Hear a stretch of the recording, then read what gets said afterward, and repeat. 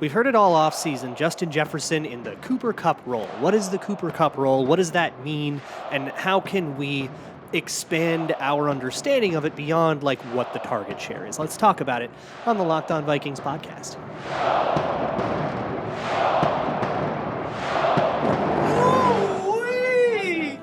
You are Locked On Vikings, your daily Minnesota Vikings podcast, part of the Locked On Podcast Network, your team every day. What's going on, everybody? Welcome to another episode of the Locked On Vikings podcast, part of the Locked On Podcast Network, your team every day. As always, I am your host, your pal, and the kid you copied off in math class. My name is Luke Braun. You can find me on Twitter at Luke Braun NFL. You can find the show on Twitter at Locked On Vikings. Thank you so much for making Locked On Vikings your first listen of the day. And today on the show, I want to get a little X's and O's. We've done a lot of history the last couple shows, so let's do something modern. And let's talk about one of the more like repeated choruses that I've heard over the whole offseason that I just got to talk it out. It's Justin Jefferson in the Cooper Kupp role. So a few theses here. A, I don't think you guys want this as much as you say you want it. B, what is a wide receiver's role? Like, what does it mean to be like in this style of role? And what are you really asking when you're asking for it? And C, what actually is Justin Jefferson's skill set? Can you answer like what are his strengths, and can you answer what his weaknesses are? Can we talk about that in specific terms? That's kind of where we're going to head with this. But first, let me do the conversation about what a role is, and specifically what the Cooper Kupp role is. I want you to make a mental note of what you would say if somebody said, hey, I've heard a whole bunch of this, like Justin Jefferson and the Cooper Kupp. What's the Cooper Kupp role? What would you tell them? Like, what would you say it's a slot receiver? Would you say it's being an inline receiver and doing a lot of shifts? Would you say it's, catching 1,000 passes a game? Would you say it's being, running a lot of corner routes out of the slot? Or like, what would you say to somebody who genuinely didn't know what the Cooper Kupp role was and asked you about it? Here's what I would say. The Cooper Kupp role is a variable role. Variable is the word I'm going to use here. It is a role that basically has to be good at it's almost tight end-ish in that you have to be good at every single thing a person does on the field. You have to be able to run after the catch. You have to be a classic wide receiver sometimes. You have to be a slot shifty wide receiver running, whip outs. You have to be able to block in line. You have to be able to angle block like wide receivers do. You have to be able to kick out block like tight ends, and sometimes even he does blocks that offensive linemen do. He was matched up one-on-one with DJ Wanham a whole bunch in our matchup, which I noticed a lot because it was not Wanham's best day. But like, you have to be very, very versatile. It's a versatility role. So that's my answer to this. So if I heard somebody having this conversation say, what's the Cooper Kupp role? And somebody said, it's like being like a slot receiver. I would say, that's like not really it. Or it's getting a lot of catches. Let's talk about that. I really think a lot of people, and if you're one of these people, it's not your fault, all right? This is just what fantasy football has done to the discourse.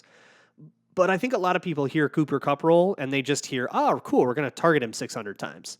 Which, that's not what a role is. That's usage. But how many targets a player gets, and we've had this conversation with Justin Jefferson a lot, so sorry if I'm repeating myself, but how many targets a player gets has as much to do with the defense as it does, the down and distance, as it does the quarterback's decision making.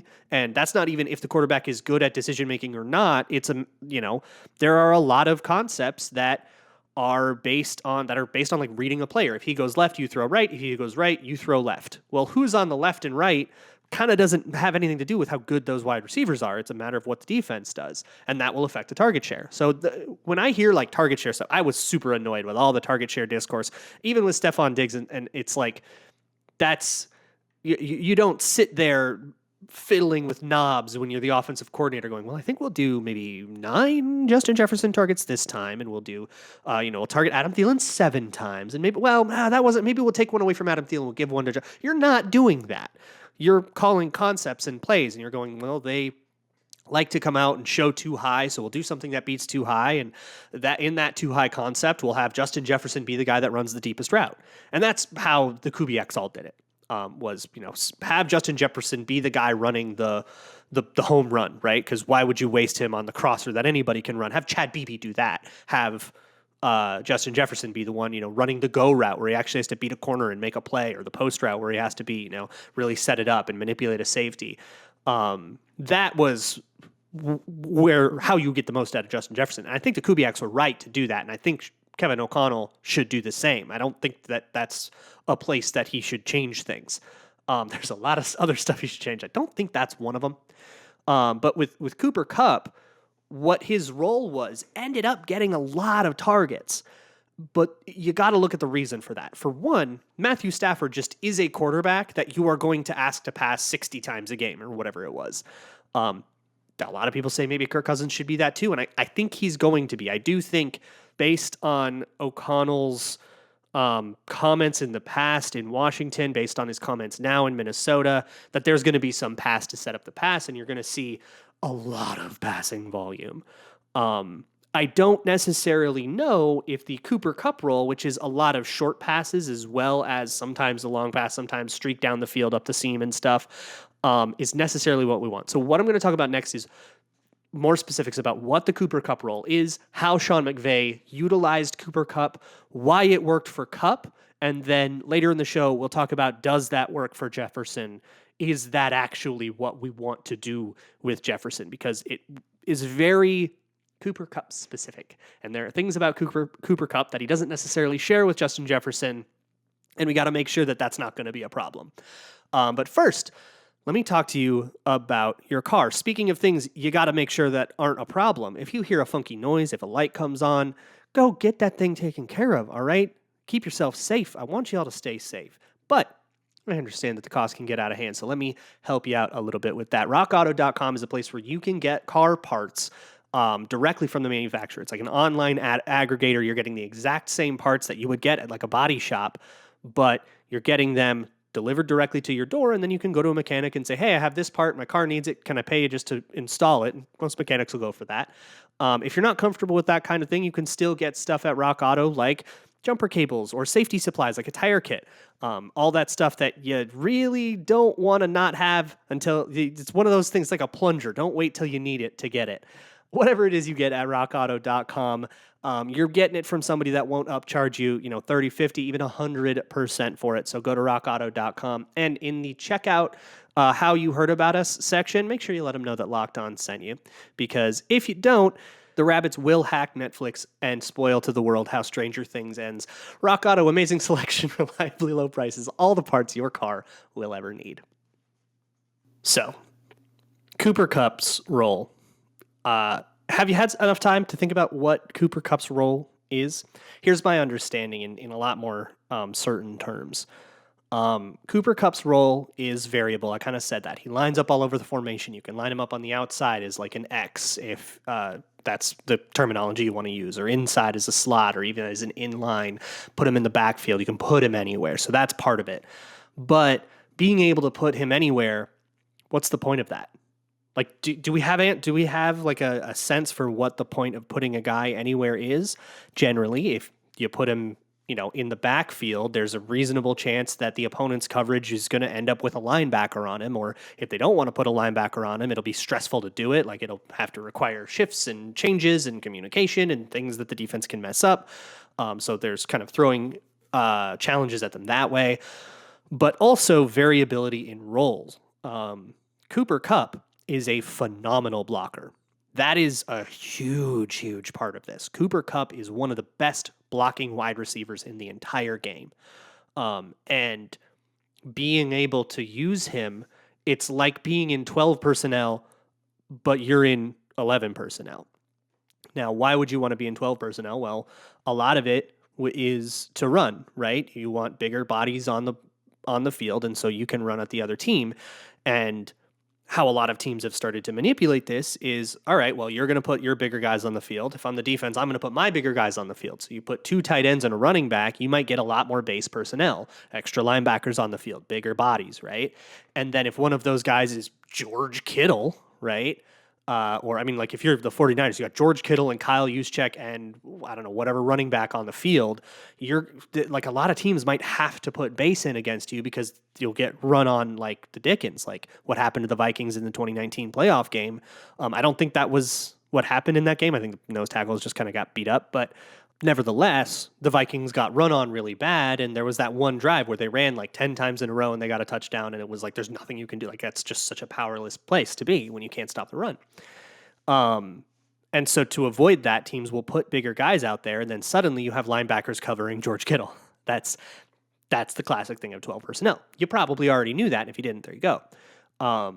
But imagine having the same running ability because Cooper Kupp's a god at blocking, but you're going up against everybody's nickel corner, and suddenly you're forcing everybody's Mackenzie Alexander to be way more physical than they actually are. Everybody's 5'10", buck 80 slot corner suddenly needs to be physical and get down and be tackling, Derrick Henry's or little bowling ball, running backs. It's forcing players to do things outside of their comfort zone. So that's part of it is because Cooper Kupp is a really, really good blocker. He blocks a lot. He's in on all the run plays. He does not come off the field for your jumbo package in kind of a weird way, right? Like 12 personnel with Cooper Kupp, functionally, you can run plays that are designed for a jumbo package because Cooper Kupp's a good enough blocker. Which means personnel suddenly gets way, way harder to read, right? Because if you see the Rams with 2 tight ends, a running back, and 2 wide receivers, but one of them's Cooper Kupp, when you're doing your tape study, you see the Vikings in 12 personnel last year, with Tyler Conklin and Luke Stalker, Chris Herndon on the field. Jesus, that got dark. You see those guys on the field and you kind of understand, all right, this is probably outside zone or some play action that goes off of outside zone. We've watched all the tape and it can be, here's their favorite plays to run out of it. And you kind of get a sense. That's how you scout a normal team. But when you're scouting the Rams, that is all so much more. There's so much more that can happen.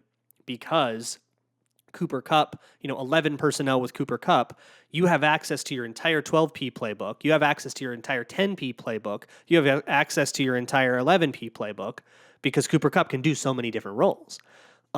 So, yeah, that's a problem that it faces. And then the other thing is the way McVay does this, and I think Kevin O'Connell has talked about this is something I think he's going to take, is with shifts and motions. Now, shifts and motions have a lot of different functions, right? Sometimes all you're doing is just trying to gather information about the defense so that the quarterback can better read them, right? You have Dalvin Cook starts, they'll do this with CJ Ham. The Vikings do this all the time, and it was the dumbest trick ever because everybody knew what they were doing, but it would still help. You would have CJ Ham go out, split out wide, like in a wide receiver, and then he would eventually motion back in. And depending on what happened, did a linebacker go out there with him and then follow him back in, or was that a cornerback, or how did they shift in response to that? Will tell Kirk Cousins things about the defense. And then sometimes you just snap it and you throw CJ Ham a go ball down the sideline because he's one of the best wide receivers in the league and he can do that.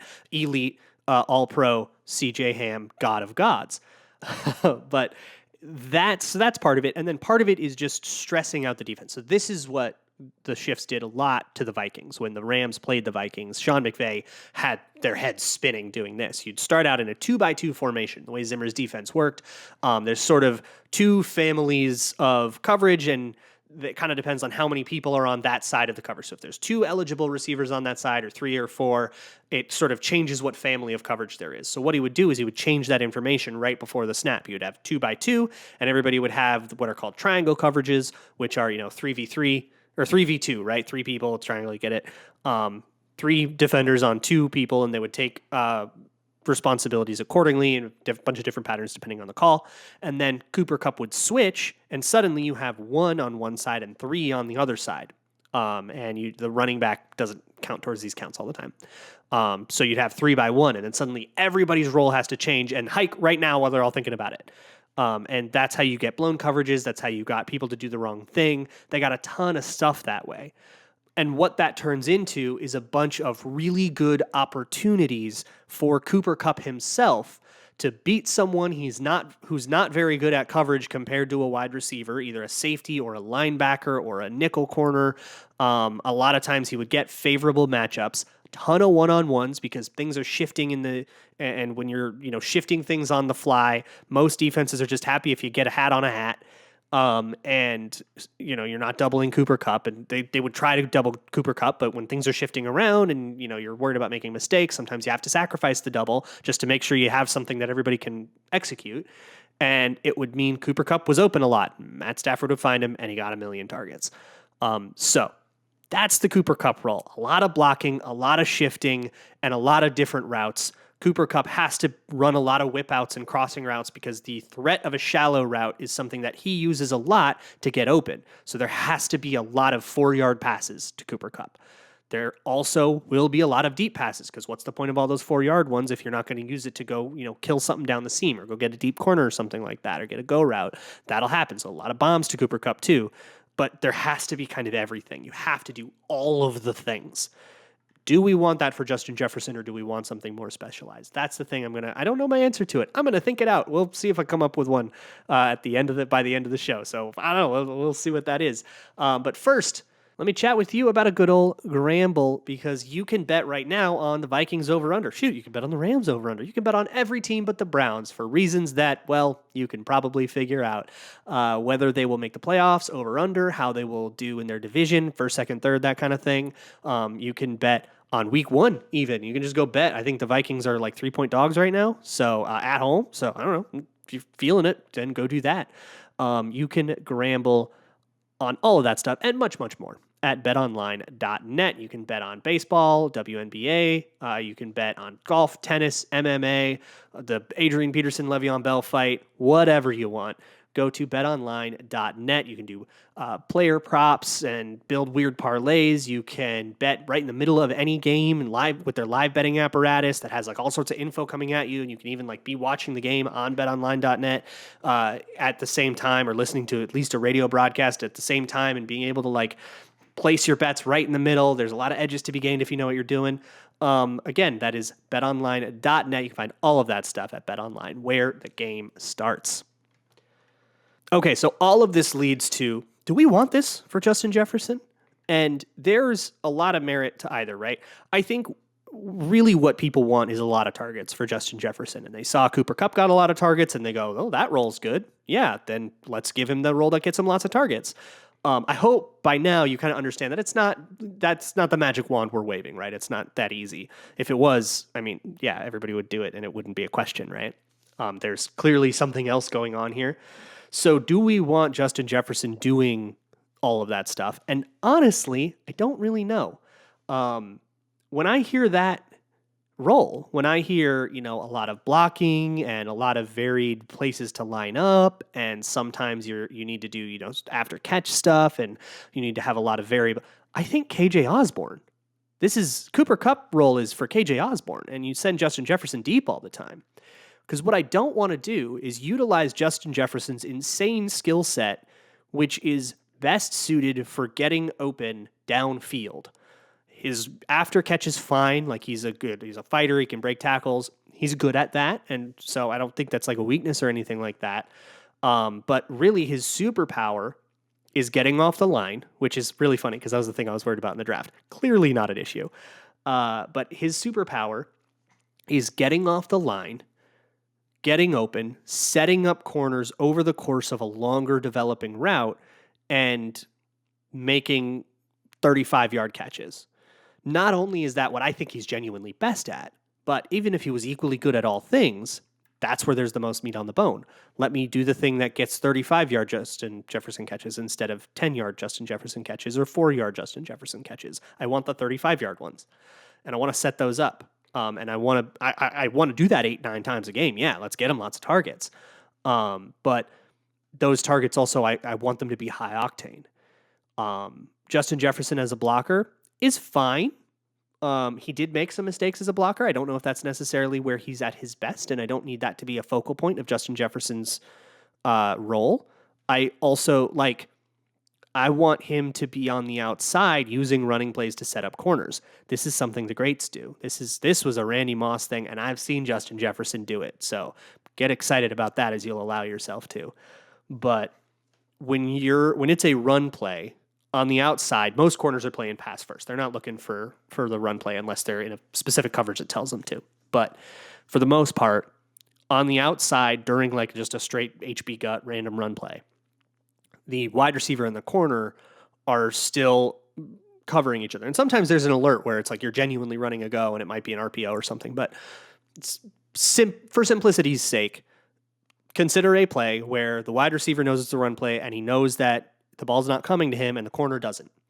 Well, this is where you set things up, right? This is where you do, I'm going to outside release really, really hard and get it in that cornerback's head that that's what I want to do. I want to do an outside release, or get him in his head that I'm trying to make him think that, right?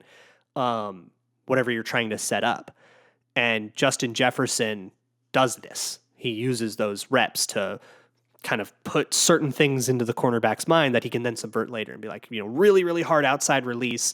And then he'll do like what's called a hezi release, which kind of takes a really, really hard step to the outside before it cuts inside. And then he can really dust somebody off the line. He's gotten people with that exact sequence before, and he'll do the really hard outside release, which is not a great release. It's slow and it can be countered pretty well. Do that on the run play where it doesn't matter. But now you've made the corner think, oh, he wants to go outside on me. I'm gonna and now when you go outside, when you fake going outside on him, he's gonna be that much more likely to bite on it. That is what I want Justin Jefferson doing on run plays. Have KJ Osborne, who I think is a better blocker, block. That's where I want this. And if that means KJ Osborne gets all the targets in the world, that's just a quirk of things, and that wouldn't bother me really, because I don't think Justin Jefferson. I don't think a wide receiver's value is his target share unless you're talking like fantasy. That's not what we're after here, right? We're trying to set up really big chunks, and that might mean that the ball can't come to you this time because you need to set up something that might not work that well. Now, that doesn't necessarily mean we have to not target Justin Jefferson a bunch of times, but I do think it's wise to give him times where he knows the ball isn't coming to him, because those are very, very useful things and tools that he knows how to manipulate. That's a tool for him. So let's now circle back to that original question. And do you have a different answer than you did before? If so, great, love it. And if you're still saying, well, no, the Cooper Kupp role is the role that gets him a lot. What are you talking about, Luke? Do the thing that gets Justin Jefferson the ball all the time. That's what he needs to be doing. 3 deep, let's go. Then I think you've maybe missed it a little bit, because I want Justin Jefferson to get the ball in quality situations. I do not want to waste Justin Jefferson on 4-yard hitches. I'm okay with wasting KJ Osborne on a 4-yard hitch on a play, but I kind of want to make anybody who is shadowing Justin Jefferson, I want that dude up and down the field all day. I want that dude having to deal with releases. I want that dude having to deal with route stems all the time and breaks at different points. And I want all of Justin Jefferson's targets to be high octane. Sometimes you run a spacing concept where everybody's running a 4-yard hitch. That's all fine. But when it comes to the Cooper Kupp role, which requires a lot of blocking and a lot of dirty work and a lot of unglamorous stuff, I think it would be extremely unwise to ask Justin Jefferson to do a lot of dirty work. And it kind of runs counter to the whole point we're making here about Cooper Kupp and his target share. You want Justin Jefferson to get a lot of targets, and I'll even kind of go a little more advanced there. We want Justin Jefferson to get a lot of air yards. We want Justin Jefferson to have a lot of possible yards that he can get if he does his job and catches the ball, which he does do that a lot. He's like pretty good at that. I don't know if you knew that. That's what we want. The Cooper Kupp role, I don't think, is the way to get it for Justin Jefferson. I think it's a way to use KJ Osborne, and I would love to see that happen. And I'm pretty excited for what KJ Osborne can do in Kevin O'Connell's offense. I think he's genuinely a really good asset. But it's going to mean asking him to do a lot of unglamorous, dirty work, and have him do that, and have Justin Jefferson do the big ones. Put the offense in his hands and put the dirty work in someone else's. In Cooper Kupp's case, it just so happened that he got a lot of really favorable matchups, and you can absolutely do that with Justin Jefferson too. Put him in the slot, put him in line, move him all over the formation. You have to have a guy like KJ Osborne who can line up in line and outside too, because wherever Justin Jefferson isn't, you need a guy there too. So you need to have all that variation, and they have that with Osborne and Thielen. And even BC Johnson, I think, to a degree, can do that. So, find your matchups and attack them. And the Kubiaks did that great. They had Justin Jefferson on people's idiot slot corners all the time. And I have to imagine you're going to have some of that too. So we'll have those matchups. It's just we don't need to have Justin Jefferson do dirty work to lure the defense into accidentally leaving a linebacker there. We can just put him places and have the defense stress itself out trying to focus on Jefferson specifically. And then if they do double him and KJ Osborne gets 150 yards in the game, we're not going to be mad about that. So that's where I'm at on the Cooper Kupp roll. I love what we think we're getting out of it. I love getting Justin Jefferson the ball a lot. I love getting him a lot of quality opportunities. I don't think the Cooper Kupp role is necessarily the way to do it for him, and I don't think it utilizes what Jefferson is best at and instead asks him to do what he's at best okay at. Tomorrow, I don't know, we'll do something. We'll figure it out. This is the fun journey of the summer. It's almost July, folks. We're getting there. We're getting close to camp, all right? In the meantime, check out the Peacock and Williamson show. Check out Locked On NFL. Check out Locked On Locked On Twins with Nash. Going really strong there if you're watching the Twins. I will see you all tomorrow. And as always, Skol.